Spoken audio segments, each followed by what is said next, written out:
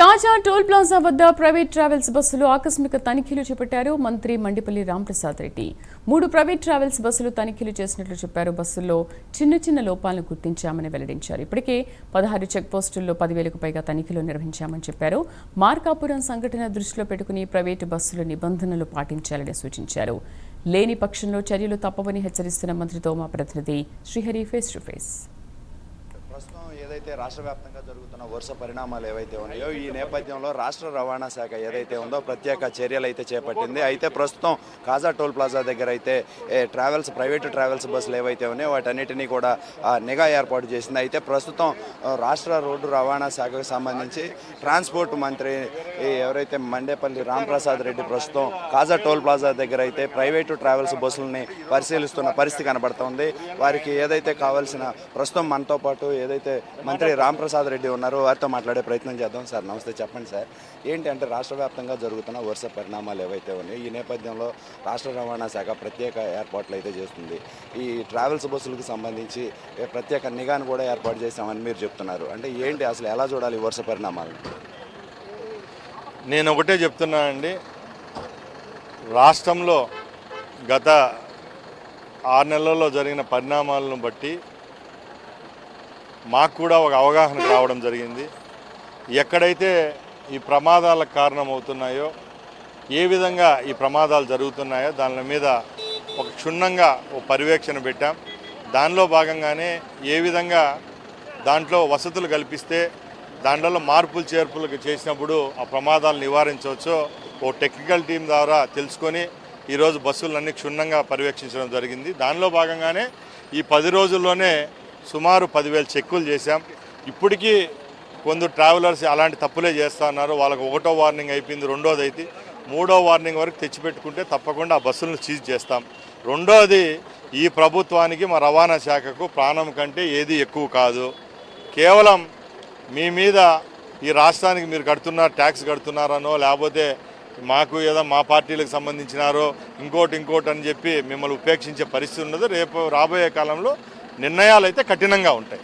Sir, అయితే private సంస్థల యాజమాన్యాలు ఏవైతే ఉన్నాయో ఆదాయార్జన ధ్యేయంగా ట్రావెల్స్ బస్సులు డ్రైవర్లను మారుస్తూ అదే బస్ని కంటిన్యూగా కొడుతూ ఉన్న పరిస్థితి. ఈ నేపథ్యంలోనే వరుస ఘటనలు అయితే జరుగుతున్నాయని చెప్పని భావిస్తున్నారు ప్రజలు. దీనికి ఏం చెప్తారు? ముఖ్యంగా ఇప్పుడు జరిగిన ప్రమాదాల్లో హ్యూమన్ ఎర్రరే ఎక్కువగా ఉందంటే మానవ తప్పిదాలు ఎక్కువగా ఉన్నాయి. కాబట్టి ముందు ఎప్పుడు మేము బస్సుల యొక్క ఫిట్మెంటు అలాగే దానికి ఎన్ని చలాన్లు ఉన్నాయి ఎప్పుడు రెన్యువల్ చేసుకున్నారు దాని మీద ఎక్కువ మా డిపార్ట్మెంట్ వాళ్ళు కూడా కాన్సన్ట్రేట్ చేసేవారు. ఇప్పుడు మా మెయిన్ అజెండా అంతా డ్యూయల్ డ్రైవర్ సిస్టమ్ తీసుకొని వస్తున్నాం. ఏ బస్సులు అయితే లాంగ్ డిస్టెన్స్ వెళ్తున్నాయో ఆ బస్సుల్లో డ్యూయల్ డ్రైవర్ పెట్టాలి. అలాగే సెకండ్ డ్రైవర్ కూడా తప్పకుండా సీటో లేకపోతే స్లీపింగ్ బెర్త్ ఉండాలని చెప్పి ఆ యాజమాన్యాలకు కూడా నిన్న క్షుణ్ణంగా చెప్పడం జరిగింది. అలాంటి నిబంధనలు ఎవరైనా అతిక్రమించినప్పుడు తప్పకుండా వాళ్ళ మీద చర్యలు ఉంటాయి. ఇప్పుడు మీరు కొన్ని బస్సులను పరిశీలించారు, వీటిల్లో ఏమైనా తప్పిదాలు కనిపించినాయా? వాళ్ళకి ఏమైనా సజెషన్ చేశారు? అంటే ఒకటండి, మేజర్ తప్పులుండే ఏ బస్సునైనా సీజ్ చేసే ధైర్యం మాకుంది, అధికారం కూడా మాకుంది. మేము ఒక నిబంధనలు తీసుకొచ్చినప్పుడు ఆ నిబంధనలు తప్పకుండా ఆ ట్రాన్స్పోర్టర్ పాటించాలి. 1, 2, 3సారి చూస్తాం, 4సారి ఉపేక్షించేదానికి ఈ ప్రభుత్వం సిద్ధంగా లేదు. అయితే ప్రస్తుతం ఈ జరిగిన వరుస పరిణామాలన్నీ కూడా ఇతర రాష్ట్రాలకు సంబంధించిన బస్సులుగా అయితే గుర్తించారు. అయితే ఏంటి ఆ ఇతర రాష్ట్రాలకు సంబంధించిన బస్సులు ఎక్కువగా రాష్ట్రంలో తిరుగుతున్నాయి, వీటి మీద ఎలాంటి చర్యలు చేపట్టబోతున్నారు? ఇది మంచి క్వశ్చన్ అండి. ఇతర రాష్ట్రాల బస్సులు ఇక్కడ తిరుగుతూ ఉన్నా కూడా ఆ బస్సుల యజమానులు ఈ రాష్ట్రానికి చెందిన వాళ్ళే.